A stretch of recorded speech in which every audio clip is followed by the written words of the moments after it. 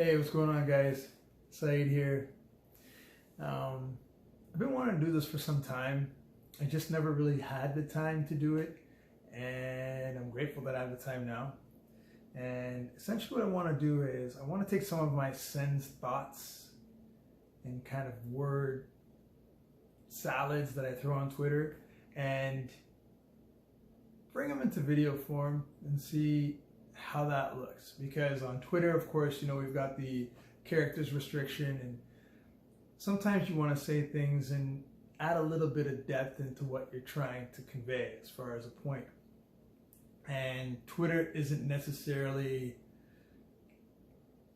the best medium to convey nuanced opinion and thought in question. So, yeah, 7-0. Woeful, brutal, shambolic, as our friends over the pond say.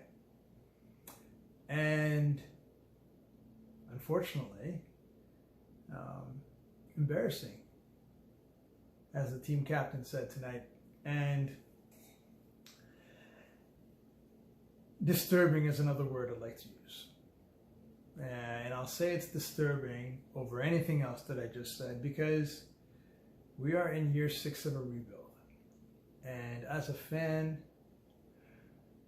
I mean, even the most optimistic fan like myself can see that that is not good. 6 years, and we're still doing this type of stuff.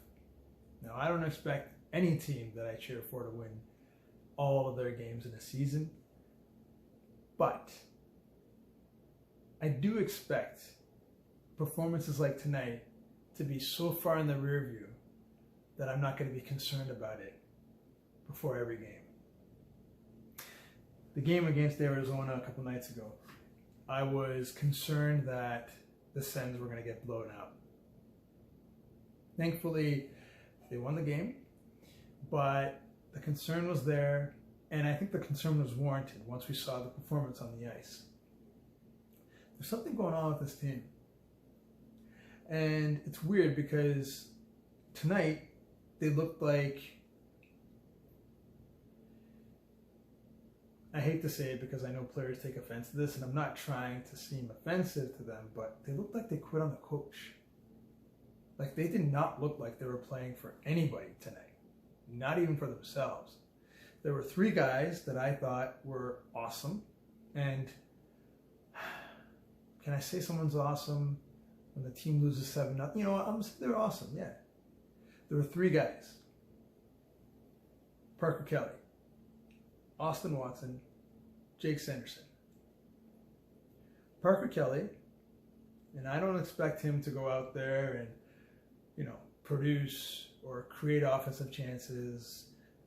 But what I do expect him to do is be a pain in the butt, is be energetic, is take the body, is drive the opposition nuts. I guess that goes with pain in the butt. And he did his job. And it was refreshing to see, because on a night where, it's going to sound bad because I don't mean to take a shot at the guys, but on a night when it seemed like so many of the guys out there weren't doing their jobs, Parker Kelly was out there and he was doing his job, and he was doing it relentlessly. Austin Watson.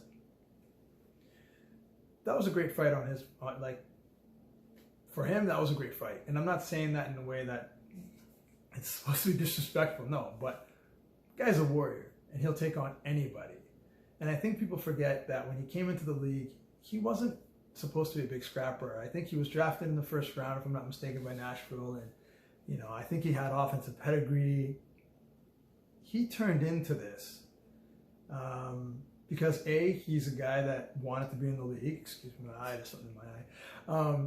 He's wanted to be in the league for as long as he could. He did whatever he had to do to stay in here. He's an unbelievable teammate. You only hear great things about him, even from guys that played with him in Nashville. And he just works his bag off every night, and he'll stick up for his teammates. And I love that. And that is his role, and he did his role. Did it provide the team energy? Did Parker's hits provide the team with energy? It should have. Like I said, they did their part. But the guys that were watching that needed to respond, and I feel that just didn't happen. Jake Sanderson. This guy's unbelievable.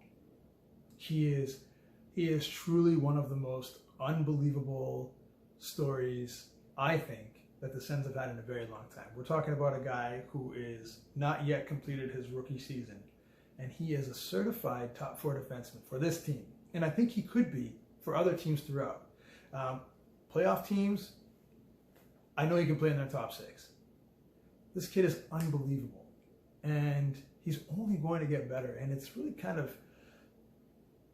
it's shocking to watch him play, because he looks like a guy that's been out there for at least 2-3 years, that has gone around the block a couple times, gotten familiar, knows what he's doing. He just goes out there, he sits there, everything's calm, does his thing.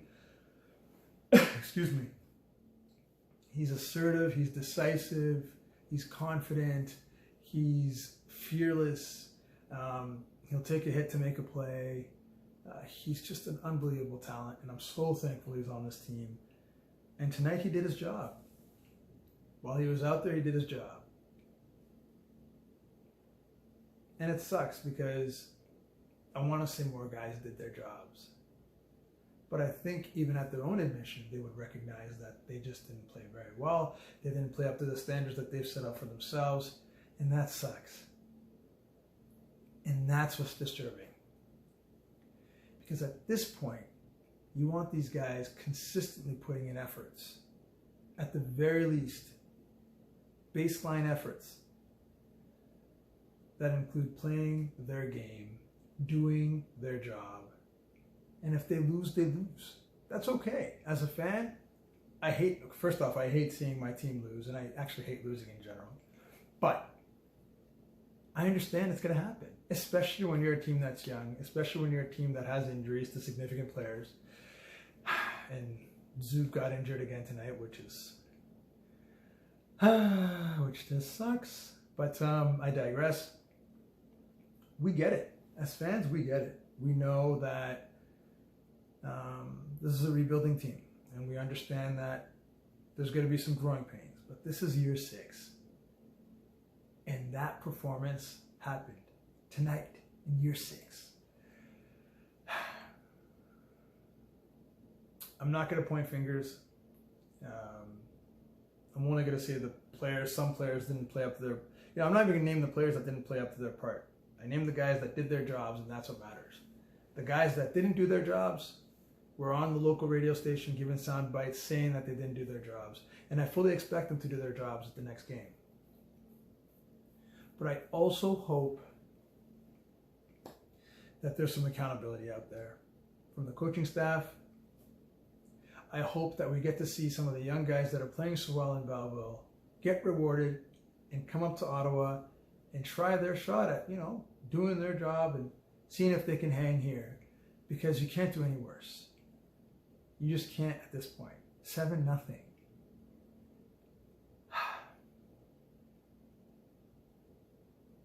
God damn, man. Oh my God. Yeah, I'm going to leave it at that.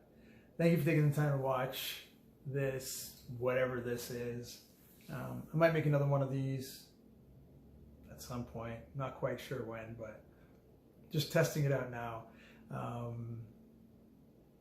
Yeah, I kind of wish it was after a better game, but what can you do? Thanks, guys. Be well. Peace.